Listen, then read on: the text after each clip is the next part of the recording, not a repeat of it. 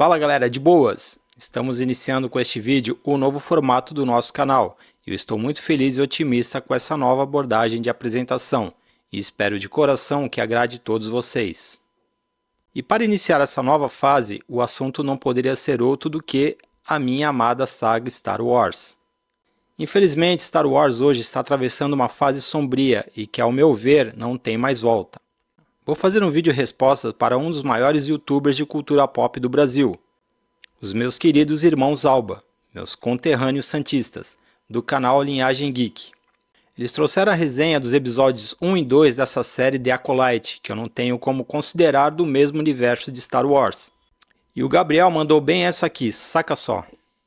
Eu fico pensando, quando eu tava assistindo essa série, eu fiquei pensando no fã de Star Wars, mas aquele fã que já tá com 50 anos, que assistiu todos no cinema, que foi assistir lá o primeiro episódio número 4, lá em 1977, e assistiu todos, e tem a Millennium Falcon na sua mesa. Quando eu vi essa parte do vídeo da linhagem, me senti na obrigação de responder, mas para que eu possa dizer pro Gabriel e para vocês como um fã raiz está se sentindo com esse Star Wars da Disney, eu vou ter que contar um pouco da minha história com a saga. É claro que eu vou contar bem por cima, ou vai ficar um vídeo muito grande. Vou soltar as minhas lembranças e algumas situações que eu passei com Star Wars. E no final desse vídeo eu vou te falar como enxergo a essência da saga, que foi criada pelo Lucas. Então fica comigo até o final, valeu? Meu início com Star Wars. Em 25 de maio do ano de 77, e com 34 salas de cinema exibindo o filme, Star Wars fez sua estreia nos Estados Unidos.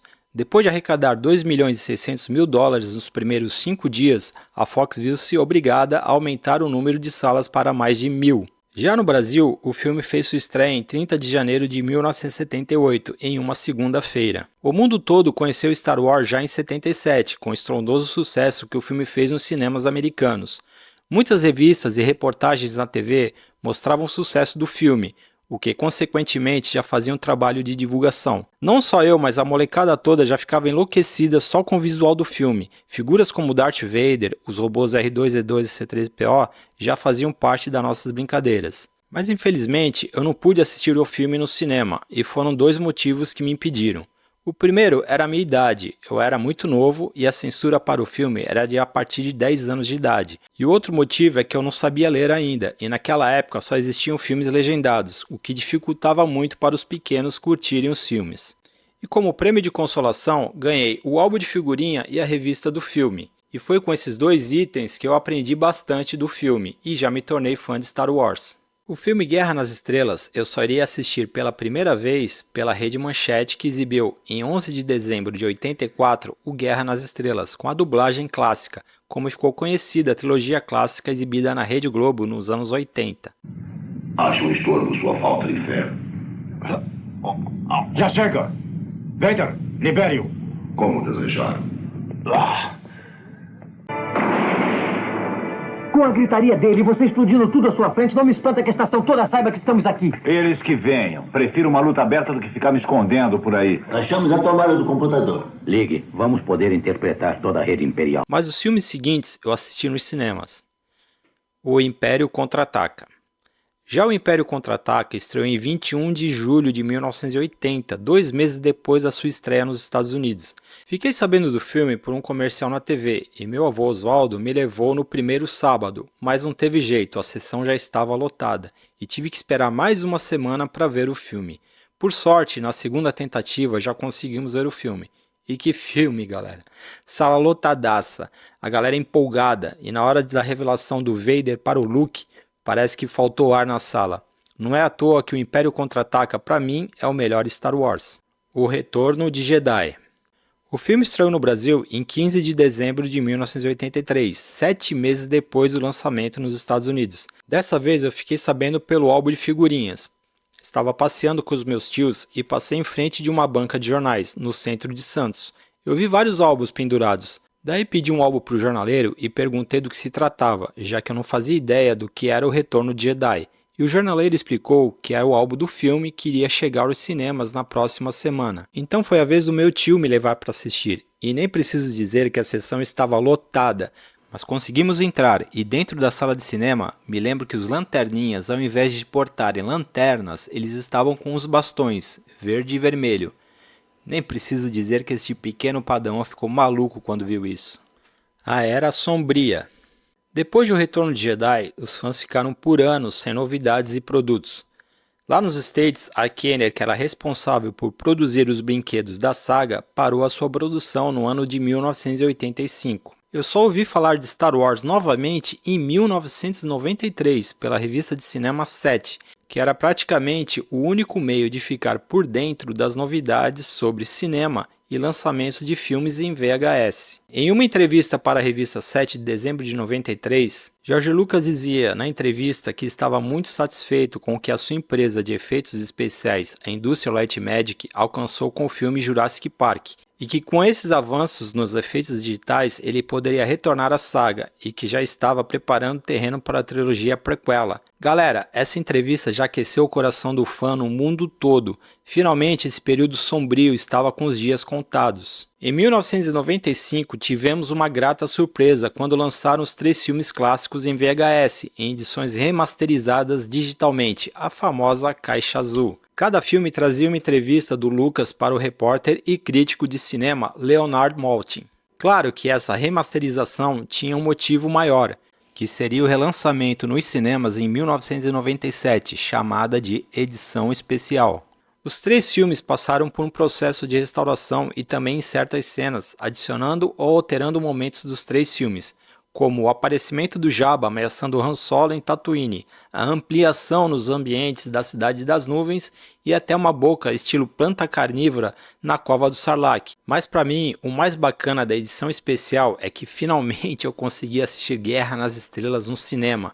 Foi ótimo rever a trilogia na tela grande, mas Uma Nova Esperança foi o mais significativo para mim. Depois dessa nova onda de Star Wars, a saga voltou com força total. Agora, o fandom renovado, a expectativa estava toda centrada no lançamento da trilogia prequela. Pessoal, eu assisti toda a trilogia prequela nos cinemas. Esses filmes abriram um novo tipo de lançamento aqui no Brasil, as pré-estreias à meia-noite. Até então, não existia esse formato de estreia no Brasil. Foi depois, com o sucesso que os 3 filmes fizeram, que os cinemas passaram a adotar as pré-estreias à meia-noite. Bacana, não?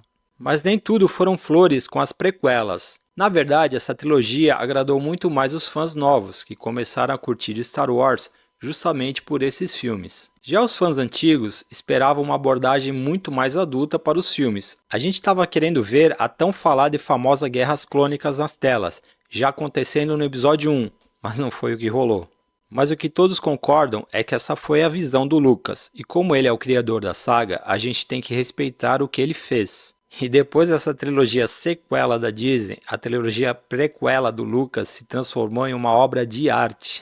Muito diferente do que acontece hoje com Star Wars da Disney, já que ela comprou tudo feito, ainda por cima quer alterar e desconstruir praticamente toda a mitologia, história e personagens. Mas calma lá, já vamos falar da Casa do Rato. Vamos falar sobre a essência de Star Wars. Os 3 principais fatores que juntos compõem a essência da saga Star Wars são eles: a história.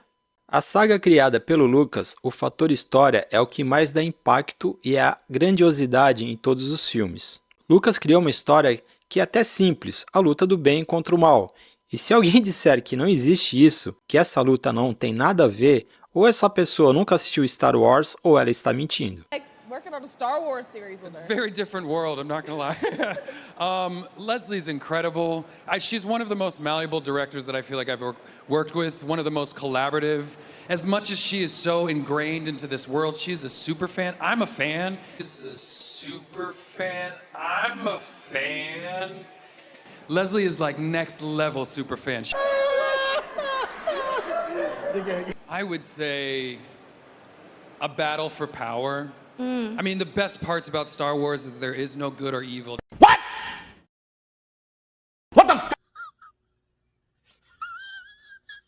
Os filmes de samurais do diretor Akira Kurosawa Ídolo de George Lucas, e os filmes de western, space opera como Flash Gordon, Buck Rogers e matinês de aventuras capa e espada foram as inspirações para Lucas criar a sua saga espacial, e a jornada do herói, tanto difundida pelo mitólogo Joseph Campbell, que inclusive foi professor de Lucas na universidade e que Campbell elogiava Lucas e afirmava que ele foi o seu melhor aluno. Lucas conseguiu colocar todos os ingredientes nesse imenso caldeirão que é a saga e criar algo novo e único, e que foi imitado nas telas por outras produções que não chegaram nem perto do sucesso que os filmes de Lucas conseguiu atingir. Temas como ambiguidade moral, problemas entre pais e filhos, vontade de mudar de vida e principalmente redenção foram abordadas nas duas trilogias produzidas por Lucas, além de momentos políticos, tirania de governos ditatoriais e guerras que assolaram muitas gerações aqui em nosso planeta. Não é à toa que Star Wars é estudado até hoje por filósofos e serve de estudo para várias matérias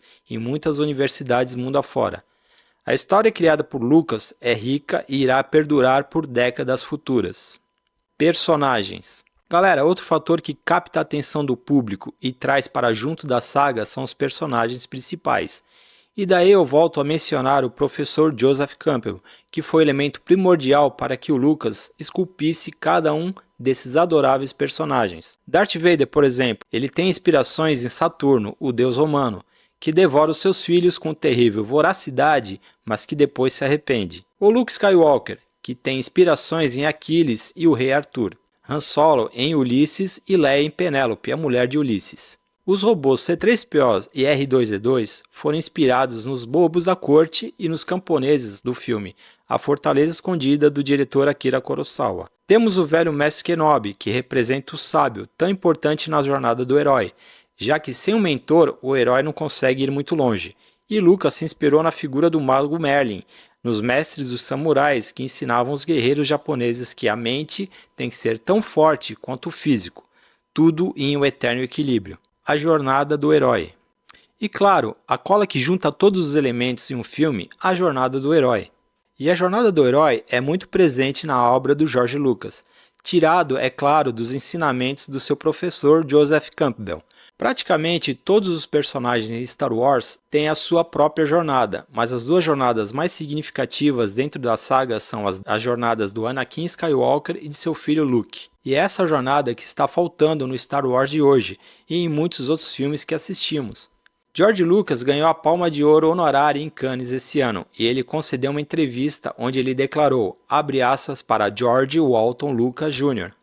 Depois que vendi os direitos de Star Wars, acho que os filmes e as séries perderam um pouco da essência que eu coloquei neles. Mas é o que acontece, uma vez que você abre mão de algo, não tem como voltar atrás. E está sob os cuidados de outras pessoas agora, fecha aspas. E aí galera, perceberam? Se a essência não for esses três fatores, então não sei do que se trata a essência de Star Wars. Porque nesse Star Wars da Disney falta história bem construída, personagens carismáticos e com conteúdo e principalmente a jornada do herói, que como eu disse antes, é a cola de todos esses elementos. O Star Wars da Disney. Antes de entrar no Star Wars da Disney, eu preciso dizer para vocês os tipos de fãs que existem hoje no fandom de Star Wars. Essa é a minha classificação, ok? Se você não concorda, tudo bem, discordar não é ofensa. Mas a minha experiência em Star Wars, eu classifico dessa maneira o tipo de fã. Bora lá. O fã raiz. O fã raiz não é aquele que, como eu, está nessa brincadeira desde o começo. Não, não é isso. Para mim, o fã raiz é aquele que entende a essência de Star Wars. Vou pegar o próprio Gabriel Alba como exemplo. O cara conhecia Star Wars, mas não era muito familiarizado. Daí o cara parou para assistir a trilogia prequela e a trilogia clássica. Curtiu, entendeu os conceitos e a essência, e sabe fazer análise crítica do Star Wars da Disney, já baseado no entendimento que ele tem dos 6 primeiros filmes. Assistindo essa malhação espacial. Que coisa mal... Que mau gosto, cara.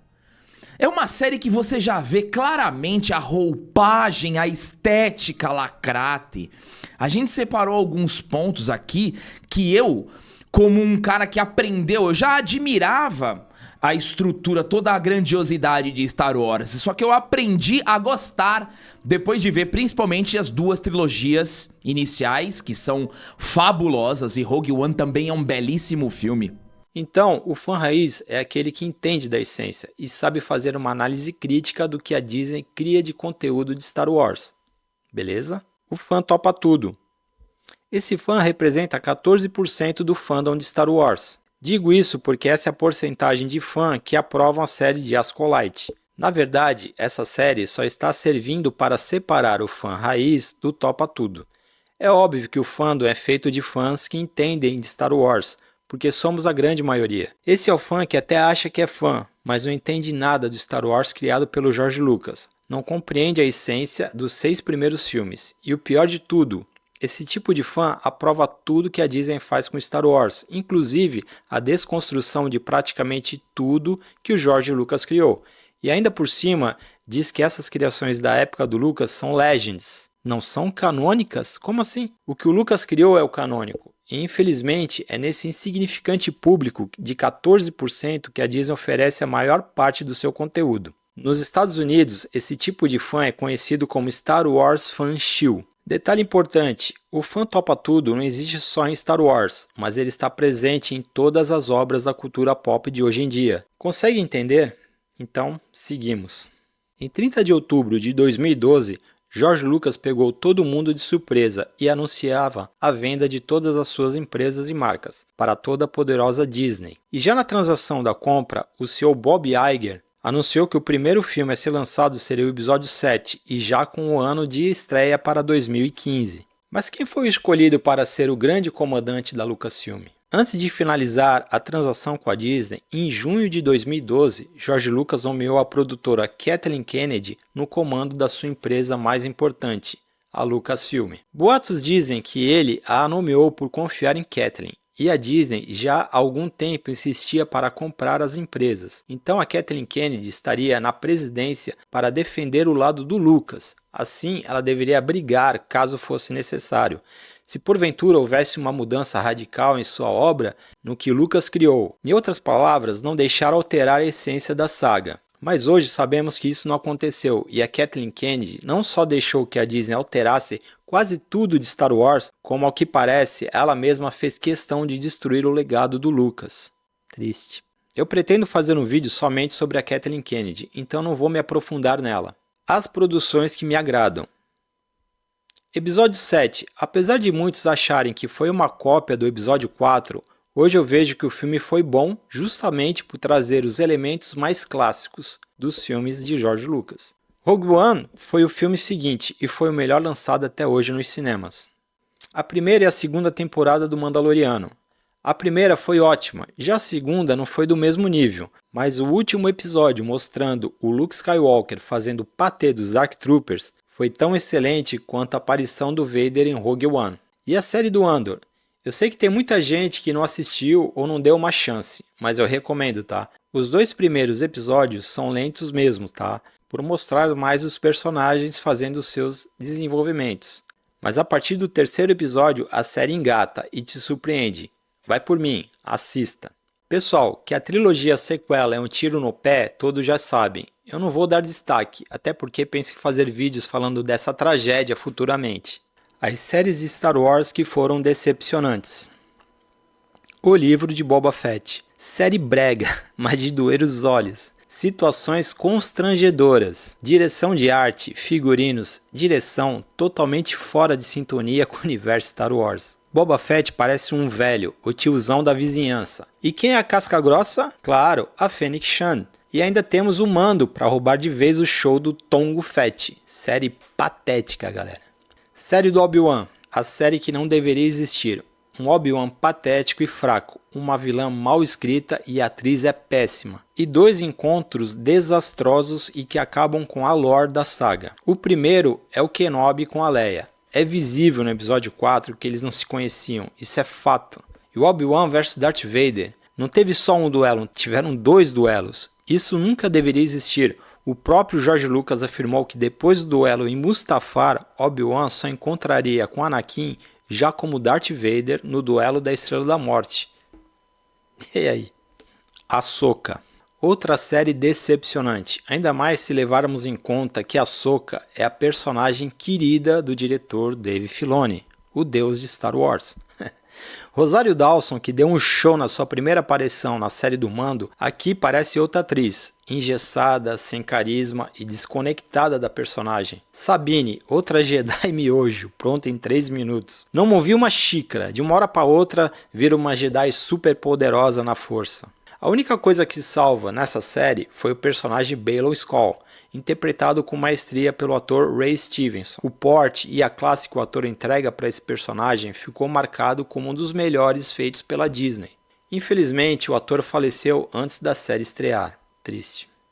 Agora, finalmente, a gente atingiu o fundo do poço. Vamos falar de The Acolyte. Sério, galera, eu não sei nem o que dizer dessa série. E, sinceramente, ela vai de encontro a tudo que foi criado pelo George Lucas. Na verdade, parece que ela foi criada para subverter a saga inteira, causar essa rejeição entre o fandom. A própria Kathleen Kennedy, antes da série estrear, já estava culpando os fãs homens brancos que não vão gostar do show e irão contribuir para o fracasso da série.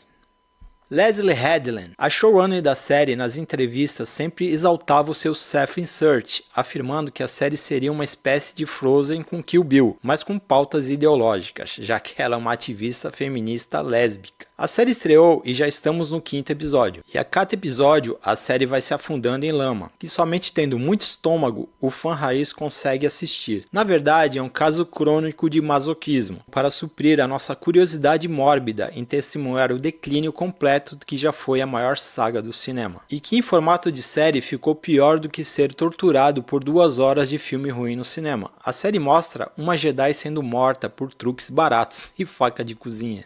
Meu Deus. E o mestre em estado de concentração máxima com a força, o voto de Barash. O cara estava concentrado por 10 anos. E aí, do nada, o cara vai e toma um veneno para se suicidar. Faz algum sentido essas mortes? É claro que não. O pessoal reclamou da cena da fogueira no espaço. E os fãs topam tudo passaram um pano para isso, dizendo que em Star Wars sempre ocorreram explosões, sons no espaço, e estava tudo bem. Sim, mas isso é muito diferente de uma fogueira espacial, galera. Essa cena podia muito bem ter mostrado ela trocando uma peça da nave em curto, mas é claro que a fogueira vai dar mais discussões, não é não? E o que a Disney mais quer é ver o circo pegar fogo e os palhaços aqui se queimarem, não é não, Disney? Gosta de uma intriga, né? Ai, coisa de louco. Aliás, essa série, o que não falta são situações para discussões sem limites. Eu mesmo no X, todo dia arranjo tretas com os fãs topam tudo. E o mais legal é que eles sem argumentos sempre puxam o super trunfo de que eu não entendo nada de Star Wars, ou que eu sou racista, ou fóbico. Super trunfo esses que não tem mais nenhum efeito, galera. Mas assim, eu confesso, eu não entendo nada desse Star Wars da Disney. Não entendo mesmo, galera. E sinto orgulho de não entender, tá? Tivemos o 5º episódio, onde nos foi revelado quem é o Sith que estava treinando a May. E pasmem, era o seu amigo Ezra Miller da Shopee. Olha, eu fiquei tão surpreso que eu já sabia disso desde quando ele deu o veneno pra May matar o Jedi Soneca. Na boa, velho. As lutas mostradas foram até de certo modo bem coreografadas, mas a forma que a direção mostrou foi desanimadora. Ângulos fechados e escondidos por detrás das árvores, e mais uma vez a facilidade de se matar Jedi, que nessa época deveria ser os mais poderosos da galáxia. Eu não entendo como essa cena de luta do Jedi contra o Ezra Miller da Shopee foi feita no escuro, no meio da mata. Cadê os 180 milhões de dólares que investiram nessa droga de série? Assim como o Wookiee cabeça de coco.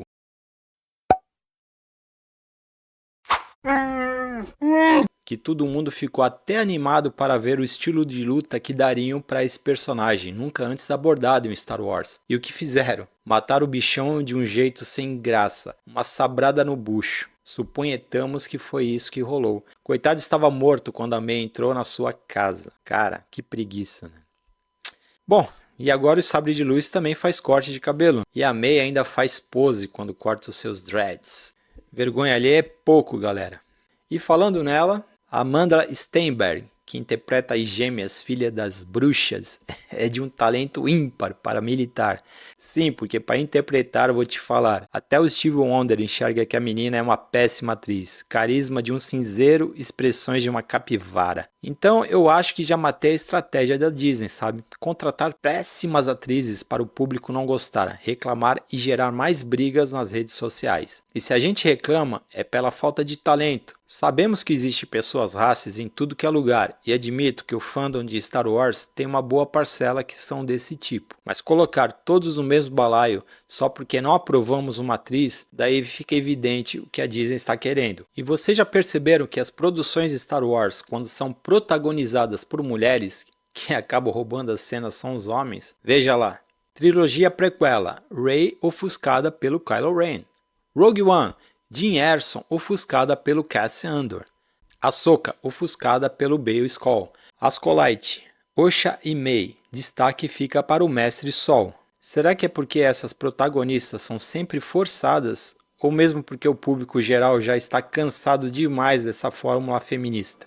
Me diz aí nos comentários o que você acha. E se você está gostando desse vídeo, deixe seu like e compartilhe para a gente poder alcançar mais pessoas. Agora, o que essa série fez de pior é desconstruir a lore da saga. A força agora é manipulada por qualquer pessoa, e a raça seriana do mestre Ki-Adi-Mundi foi alterada ao bel prazer. Um planeta habitado por mulheres e que se consideram bruxas, onde a bruxa-chefe tem uma fêmea da raça Zabrak como sua esposa. E com a manipulação da força, que elas denominam fio, consegue gerar vida em seu útero. Não é somente uma, mas duas, sendo gêmeas, protagonistas desse show de horrores, a Osha e a May. A Osha boa e a May a malvada. Não sou contra expandir os clãs dentro da saga. Acho válido mostrar bruxas, magos, feiticeiras e na boa, isso sendo bem feito vai agregar no universo de Star Wars, mas não foi esse o caso das bruxas de Brandok. Que esses clãs usem uma magia, isso aí de boa, mas que não tenha nenhuma ligação com a força. Porque quando você coloca todos esses clãs no mesmo balaio, a confusão tá feita. E o fã raiz não vai aceitar. Isso é óbvio, tá, galera? Quanto ao mestre Ki-Adi-Mundi, eu espero que ele apareça novamente. Que não tenha sido somente um fanservice. Que ele retorne para a série e deixe explicado que não era uma ameaça Sith, o que eles trataram na primeira reunião. Porque se isso não acontecer, mais uma vez a lore de Star Wars será prejudicada e muito. E falando em lore, vamos para o Canon e Legends. Se você colocar Luke Skywalker no Google, vai aparecer o Wikipedia. Para quem não está familiarizado, o Wikipedia é o Wikipedia de Star Wars. Lá você encontra especificações de personagens, planetas, naves, armas, raças, ou seja, tudo relacionado à saga tem no Wikipedia. Pois bem, se você entrar no Wikipedia do Luke, você vai ver que tem a aba Canon e a aba Legends, ou seja, o que a Disney criou com o Luke é o canônico, e o que ela não criou virou Legends. Caraca. Bom, vamos explicar um pouquinho. Canônico é o que vale para tudo que é de Star Wars, e o Legends são lendas, histórias que não valem nada dentro do que a Disney criou e está criando. Em outras palavras, a Disney pode alterar tudo ao seu bel prazer. Simplesmente é isso, galera. Tanto é que a raça do Ki-Adi-Mundi, os Serianos, tem uma expectativa de vida de 65 anos. O mestre Ki-Adi-Mundi viveu até os 73, até ser assassinado na Ordem 66. Pois bem, no Legends isso está escrito, mas no Canon, que foi alterado no dia do lançamento do episódio 4 de Acolyte, onde o mestre aparece, eles alteraram na cara dura, tá? E não há registro de sua idade. Conclusão. O fã raiz está chateado, desgostoso e pistola com Star Wars da Disney. É óbvio que estamos, tá? Eu acompanho Star Wars há 47 anos, tá, galera? Vibrei com os filmes no cinema, consumi o máximo de produtos que eu pude para não deixar a saga morrer e, principalmente, sempre espero o melhor, de coração e mente aberta. Mas mesmo com uma boa vontade, o fã raiz de Star Wars já está de saco cheio dessas produções michurucas e sem graça que a Disney insiste em fazer. E pior, com essas pessoas envolvidas e que não entendem nada da maior saga nerd da cultura pop. Acredito que o otimismo do fã raiz morreu e está sendo enterrado junto com essa série The Acolyte. Peraí galera. Poxa, eu tava esquecendo. Ainda há esperança em Star Wars. Como não, galera? Pô, teremos o filme no cinema da Rey. Um filme que absolutamente ninguém pediu. Pô, e o diretor? O diretor vai ser o Christopher Nolan. Já afirmou ele que fará o melhor Star Wars que já foi feito. Peraí. Não, desculpa pessoal, quem vai dirigir o filme da Rey será o diretor Denis Villeneuve, aquele que está envolvido com Duna. Ele falou que iria explorar o conceito da força e que a Rey será uma Jedi mais centrada e menos overpower. Calma aí. Galera, ai cara, desculpa aí cara, eu tô nervoso, é meu primeiro vídeo apresentando. É fogo galera, tô nervosão. Mas vamos lá que agora eu acerto, tá? Não será nem o Nolan e nem o Villeneuve. Claro, esses dois aí não tem nem patamar necessário para dirigir um filme de Star Wars, né, gente? Por favor, né? Agora sim, a direção ficará a cargo da diretora Sharin Obey Shinoy. Nossa, parece até um nome de Jedi, né? Ela sim tem gabarito para fazer um excelente filme de Star Wars. Pode levar fé, galera. Levando em conta que ela só fez documentários, e esse será o seu primeiro longa-metragem. Mas claro, sem contar que ela é perfeita, pois irá usar toda a sua experiência de militante feminista e o seu prazer em irritar o homem, e principalmente se o homem for fã de Star Wars.